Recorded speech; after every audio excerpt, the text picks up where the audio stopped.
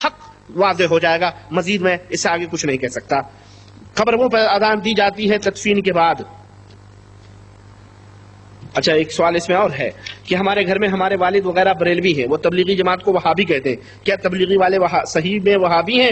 یہ صرف چندے لینے کے لیے وہابی بنتے ہیں, ہے نا, اور پھندا ڈالنے کے لیے وہابیت سے الگ انڈیا میں کہتے ہیں ہم وہابی لوگ نہیں ہیں. اور ہمارے ہاں جو بریلوی ہیں یہ سمجھتے بھی نہیں ہیں, ان کو نظر نیاز فاتحہ نہ کرنے والے ان کو سمجھتے ہیں کہ یہ وہابی ہے. ارے بھائی یہ تمہارے میرے مسیرے بھائی ہیں بھائی, یہ وہابی نہیں ہے. یہ تو جو تم کرتے ہو وہی کرتے, بس تو یہ ہے تمہاری غلطی یہ ہے کہ تم کھلم کھلا کرتے ہو, یہ پردے کی آڑ میں کرتے ہیں. قبروں پر اذان دی جاتی ہے تدفین کے بعد اور سورہ بقرہ کی پہلی اور آخری آیتیں تلاوت کرتے ہیں. اس بارے میں علماء دین کیا فرماتے ہیں؟ جزاکم اللہ خیر. قبروں پر اذان دینا بدعت ہے کہ نبی کریم صلی اللہ علیہ وسلم سے ثابت نہیں ہے اور نہ ہی صحابہ کرام سے ثابت ہے, اور وہ عمل جو دین سمجھ کر کے کیا جائے جو شریعت کے اندر اور جس کا ثبوت قرآن و سنت میں موجود نہ ہو تو وہ کیا ہے, وہ بدعت ہے. اب کچھ لوگ کہتے ہیں جی قبر کے اوپر اذان اس لیے دیتے ہیں کہ شیطان مردے کو گمراہ نہ کر دے.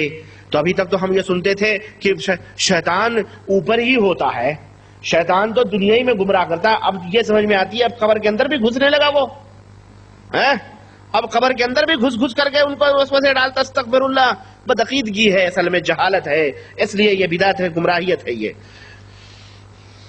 جناب ہم نے دیکھا ہے کہ اکثر بریلوی جب بدلتے ہیں تو وہ اہل حدیث ہوتے ہیں اور دیوبندی کم ہی ہوتے ہیں. اس طرح دیوبندی بھی جب بدلتے ہیں تو اہل حدیث ہی ہوتے ہیں. تو کیا کوئی اہل حدیث بھی دیوبندی ہوتا ہے؟ اوہ بڑا ٹیکنیکی سوال ہے یہ, ہے نہیں, ہرگز نہیں, ہرگز نہیں. جس طرح مختصر سا جواب, جس طرح کوئی کافر, کوئی کرسچن, کوئی یہودی جب بدلتا ہے تو وہ مسلمان ہوتا ہے اور مسلمان ہونے کے بعد میں اس شرک کو, اس کفر کو ناپسند کرتا ہے, بین ہی اسی طرح سے جب کوئی بریلوی بدلتا ہے تو ہرگز وہ دیوبندی نہیں ہوتا ہے. باللہ ایک ہی کوئی گمراہ ہو, جیسے مجھ جیسا آدمی الحمدللہ میں دیوبندی نہیں ہوا, کیوں؟ مجھے پتا تھا ان کی حقیقتوں کا اور اس لیے میں ڈائریکٹ اہل حدیث ہوا. تو ایسے ہی نہ جانے کتنے دیوبندی ہمارے بھائی لوگ ہیں جو الحمدللہ انہیں اللہ نے ہدایت دی تو وہ قرآن و سنت کے متبع اور پیروکار بنے, تو وہ قرآن و سنت کے مطابق آ جاتے ہیں. اب جب جو قرآن و سنت کی لذت پا جاتا ہے اور اس کی چاشنی اس کو مل جاتی ہے تو پھر اس کو سنڈاس کھانے کی ضرورت کیا ہے بھائی؟ وہ جائے گا ادھر؟ نہیں جائے گا وہ. بالکل اسی طرح سے جب کوئی مسلمان ہوتا ہے تو کفر اختیار نہیں کرتا, اسی طرح سے جب کوئی کتاب و سنت کا متوالا ہو جاتا ہے اور حقیقی طور پہ اپنے اندر اس کو نافذ کرتا ہے تو پھر وہ غیر جماعتوں کی طرف نظر اٹھا کے بھی نہیں دیکھتا. یہی وجہ ہے الحمدللہ کی تعداد گھٹتی جا رہی ہے اور الحمدللہ تعداد ادھر بڑھتی جا رہی ہے. یہ اس کا مختصر جناب ہمارے یہاں بہت ساری جماعتیں ہیں اور ہر ایک کہتا ہے قرآن و حدیث کو ہم مانتے ہیں, تو آخر ہم جاہل لوگ کس کا ساتھ دیں؟ جنتی جماعت کی نشانیاں کیا ہیں؟ جنتی جماعت کے موضوع پر, نشانیوں کے موضوع پر میری مستقل کیسٹ ہے, آپ اس کو لے کر کے دیکھ لیں, اور اس کی ویڈیو کیسٹ آڈیو ابھی ہے انشاءاللہ تعالی, وہ بھی آپ سن لیں, انشاءاللہ آپ کو پتہ چل جائے. جہاں تک ہر جماعت کا قرآن و سنت کا مسئلہ ہے تو ظاہر ہے یہ تو شیطانی پھندا ہے اور شیطان سے بچنے کے لیے آپ کو علم تو حاصل کرنا پڑے گا, جانکاری تو لینا پڑے گی. یہ تو کوئی ایسا حکیم الامت کا پوریا نہیں ہے کہ آپ کو جناب عالی 4 سجدے اور 2 ایکسٹرا سجدے کروا کے نبی کی زیارت کروا کے جنت پہنچا دیں اور جناب عرش و کرسی آپ دیکھ کے چلے آئے. ایسا تو ہمارے پاس نسخہ نہیں ہے. ہمارے پاس تو محنت و مشقت والا نسخہ ہے. تعلیم حاصل کرو, عمل کرو, پھر لوگوں کو اس عمل کی دعوت دو. ہمارے ہاں تو یہ ہے, ہمارے یہاں نہیں ہے حق ہو کر لو, چلو خلاص, اوتاد ہو گئے, کتب ہو گئے, ہر چیز معاف.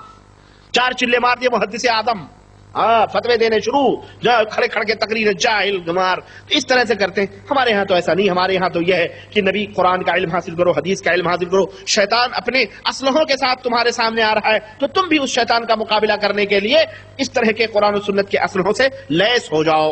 سمجھ آ رہی ہے؟ تو ذرا مشقت والی بات ہے.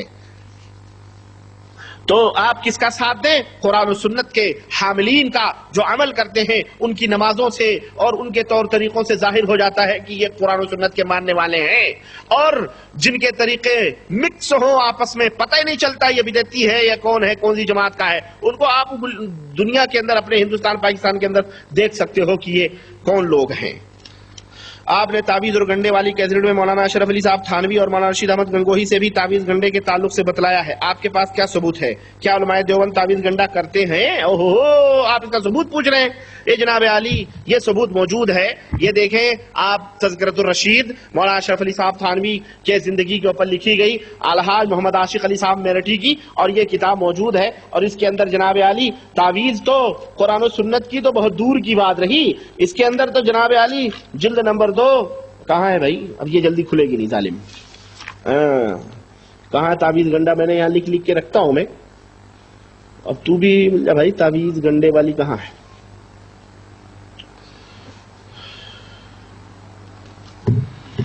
تعویذ گنڈے والی اخیر میں ہے. ہاں یہ دیکھیں تعویذ گنڈے کی. یہ دیکھیں یہ میں نے کئی دفعہ میں نے آپ کو دکھایا ہے.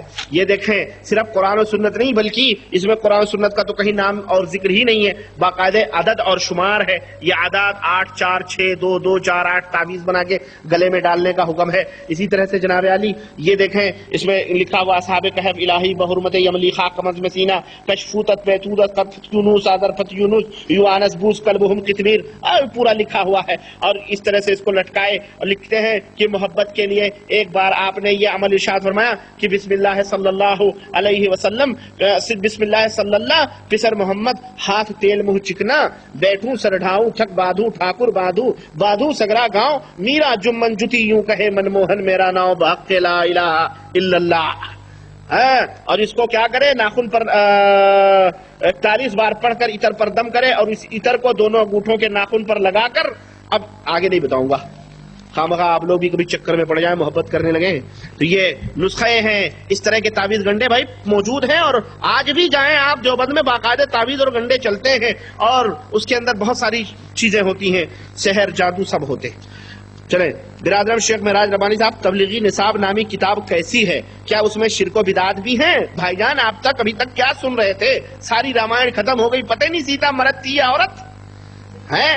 یہ کیا کر رہا ہوں میں؟ یہ اللہ اکبر، آپ خود پڑھ کے پتہ لگا لیں میرے بھائی، میں کیا بتاؤں.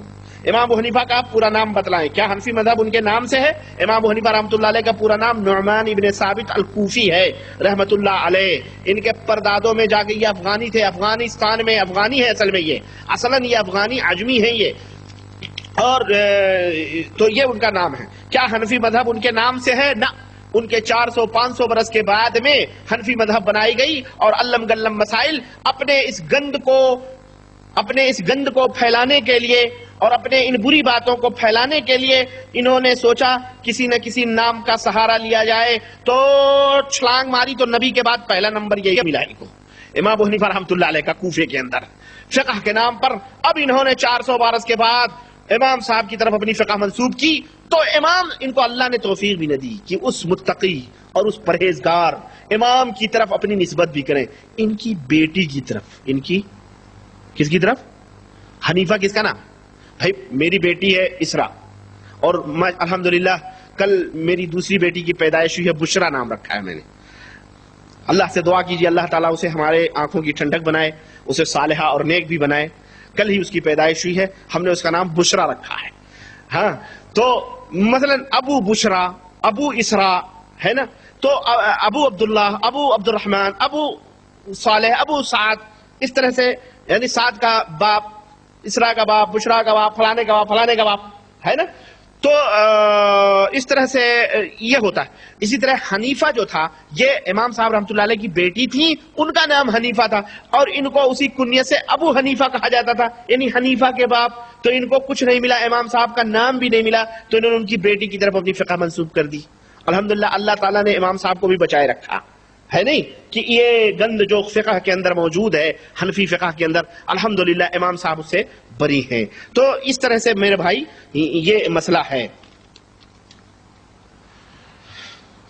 اچھا، کیا چاروں مسلح برحق ہیں؟ یہ مسلح نبی کے زمانے سے ہیں، اس کی حقیقت پر روشنی ڈالیں. یہ مسلح نبی کے زمانے سے نہیں ہے، یہ 5ویں 6ٹھی صدی، یہ چاروں مسلح یہ تو 7ویں صدی میں ایک احمد کوئی نام تھا، اس نے حرم میں بنائے تھے، مصری تھا وہ، اس نے جو ہے 4 مسلح بنائے تھے، حنفی، شافعی، مالکی، حنبلی نام کا مسلح. اور جناب علی اگر یہ برحق ہیں، اگر یہ برحق تھے، اب تو نہیں ہے، اللہ رحم فرمائے ملک عبدالعزیز رحمت اللہ علیہ کی قبر پر اللہ رحم فرمائے اور انہیں کروٹ کروٹ جنت دے کہ جب سعودیہ مملکت کی بنیاد پڑی انہوں نے ان سارے مسلوں کو مسلح توڑ تاڑ کے اور کہا کعبہ ایک، حرم ایک، مدینہ اور نبی ایک، کتاب ایک، سب کچھ ایک، ہمارا دین ایمان بھی ایک ہی امام کے پیچھے نماز پڑھو. اب سب آ کے پڑھتے ہیں، سب آگے پڑھتے ہیں. کچھ ٹولیاں ایسی ہیں ہمارے یہاں جو بعض نمازیں پڑھتی ہیں اور بعض نمازوں کو کہتے ہیں کہ نہیں پڑھنا چاہیے. مثلا بریلوی تو خیر فرض بھی نہیں پڑھتے، وہ کہتے جی شیعہ وہ بھی نہیں پڑھتے ہیں.